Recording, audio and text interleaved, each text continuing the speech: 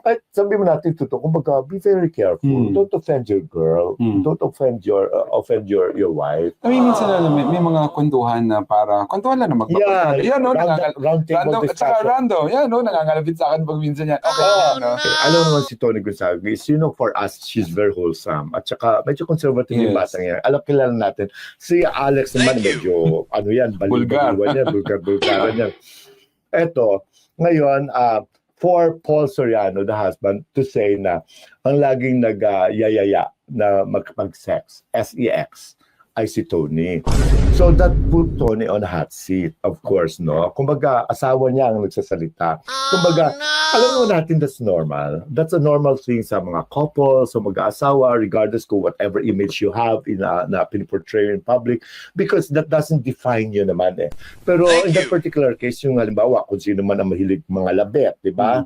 Ay normal yan. Mag-asawa na, diba? Child, tsaka normal yan. Pero for Paul to verbalize it, para sabihin pa niya, in public, kasi this is very public, kasi may camera.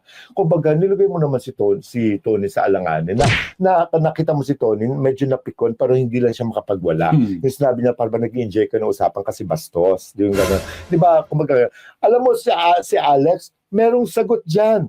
Actually, meron din siyang part na, ayaw ko lang hindi lang na-capture dito. Nakita ko rin yung video niya. Alam mo, sabi niya, forgive me this is very kinky kasi. Napaka-kinky kasi yung dating. Sabi ni Alex, kasi kami madilim. Kaya sa iba pumasok. What? Alam mo yon, you know what she's saying. You know what we mean. Kumbaga, but si Alex naman is very candid. Alam naman natin kung anong character ni Alex. Very, free, parang free soul yan eh. Kumbaga, sa kanya, kahit sabihin niya yon, kahit may pagka-weird pa, medyo tanggap natin ng konti. Sa Alex kasi balibaliwan yan eh. Pero si Tony, it's different. Naawa ako kay Tony. Yes. Parang nanliit ako for him. Nanliit ako for her. Nasabi ko naman, ito naman si Paul,